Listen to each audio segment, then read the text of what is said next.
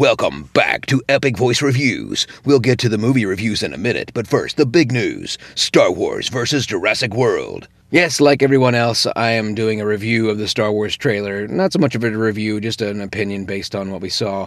I am not going to be a hater. I am very optimistic that Star Wars is going to be great. I'm a little disappointed that we didn't get to see anybody that we're familiar with yet, and that they pushed all the practical effects, and we got a bunch of, look how much better the CG is than the last time. We saw things we were familiar with and things that we weren't familiar with.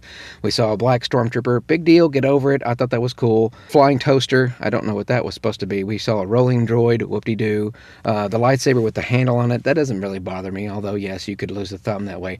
Maybe those are just exhausts, maybe they're just flames, maybe he's got protective gloves to keep his hands from being lopped off by them. Who knows? The point of it is that the Star Wars trailer did exactly what it's supposed to do for a teaser trailer. It's to get people talking, it's to get people interested, and it did exactly that. It got people talking. And now everybody is super psyched to see it, either for controversy's sake or because they think it's awesome. So whether you're in one group or the other, either way, you're still going to see the movie. The Jurassic World trailer dropped, and although between the two trailers I think Jurassic World did a better job, I thought both of them could have used some better editing. It was a little bit drawn out for a teaser, seemed awfully long.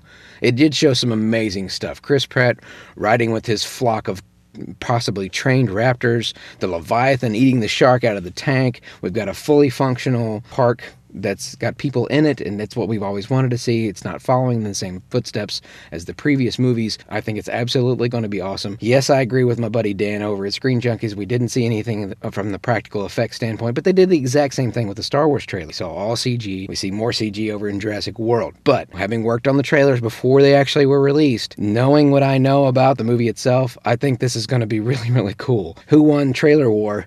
I think that Jurassic World did a better job. And again, the point of a teaser trailer is to get people talking, and we saw a lot of cool stuff that makes us want to talk about it. Whether you're pro or con, the point is moot, because we're both going to go to the movies to see the thing regardless. I think ultimately Star Wars will win because it's got so much of a bigger following than Jurassic Park has gotten. We got to see more in the Jurassic World trailer. We got to see more things that made us more excited for the film. We had a lot more questions coming from the Star Wars trailer. In other movie news, Frozen 2. Like we really need to build more snowmen. Better strike while the ice is cold, cause Frozen 2's gonna make a buttload of money. Starring the wickedly talented Adele Dazeem. Do we really want to see another Frozen movie? What do you guys think? Let me know in the comments. Now in theaters. Horrible Bosses 2. Pretty funny. Not necessarily a must-see, but a pretty cool to see in theaters. 3.5 stars. Not the best comedy of the year, but still dang funny. It wasn't exactly the same movie it was the first time. The only thing I really griped about it that made me give it a lower rating, besides Jason Bateman, these guys talk over each other so much more in this movie than they did in the last movie. And it was funny for a little while, then it just got grating on my nerves. It's like they had stupid pills that made them more dumb than they were in the first film. And I thought it was great as far as the story goes. I thought that was very funny, very clever. No after credit scene, but during the credits they had a lot of outtakes, which I thought were awesome. Those were funny as well. But so it's worth seeing in theaters, definitely. DreamWorks Penguins of Madagascar, a 5-star family film that kids will love. Okay, so when I rate these movies, don't assume that I'm saying 5 stars from my personal standpoint. I'm talking about audience specific. This is a 5-star kids film. Kids will absolutely love this movie and want to see it again and again. And for a cartoon, for us moms and dads, or adults that just really like animated movies, there's a ton of humor in this stuff for adults. So you'll get a laugh out of it just as much as the kids will. There's enough for both. This was one of the funnier animated movies out this year. I really enjoyed it. The kids absolutely loved it. From a general audience standpoint, yeah, you probably give it a 3 stars or 3.5. But from a kid's point of view, for general audiences, for families, yeah, it's a 5-star film. So don't confuse my rating system. Penguins of Madagascar, rated PG. Now on Blu-ray and DVD. Coming soon to Blu-ray and DVD. Guardians of the Galaxy, one of the best movies of the summer. Most of you probably think it was the best movie of the summer, but I didn't. I thought this was one of the best movies of the summer. Not the best movie of the summer because I don't have Marvel fever.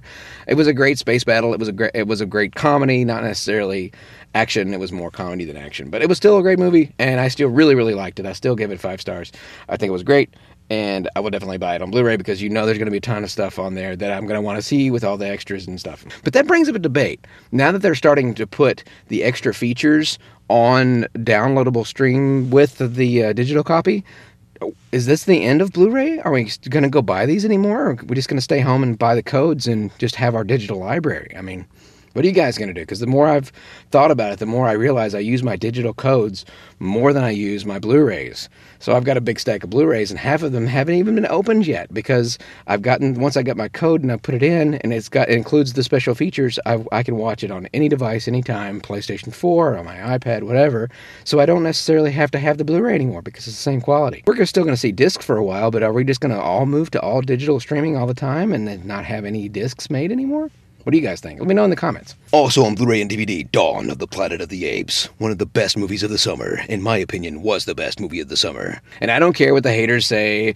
I know they're going to say, no, Guardians was so much better, blah, blah, blah. I liked Dawn better, okay? My opinion, my show, my channel, gosh dang it. The honest trailer for it right now, it came out today, which was amazing, and I'm so glad they left my joke in at the end with the Rise of the Dawn of the Planet of the Apes, Beginnings, Origins, or whatever. Anyway, I made the whole thing up. There's also a great Honest Game trailer coming out very soon, and you should like that very much. So stay tuned to Smosh Games for that one.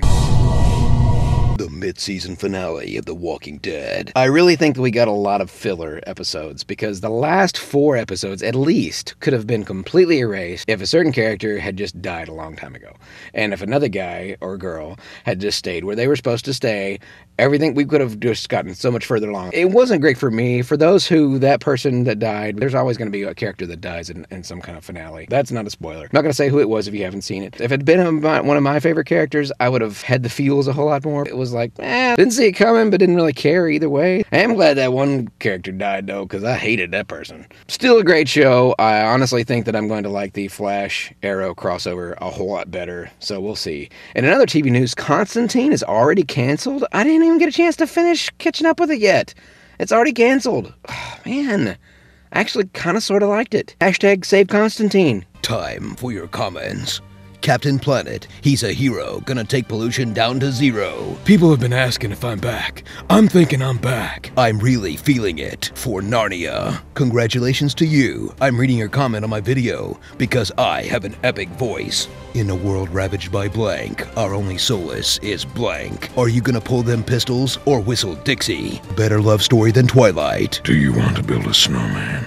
Be sure to subscribe for more epic voice reviews and impression gameplay videos. Also, watch me play games live on twitch.tv/JohnBV0. And also catch me live here on YouTube every Sunday night at 7/9 Central. All of these awesome shirts are brought to you by RippedApparel.com.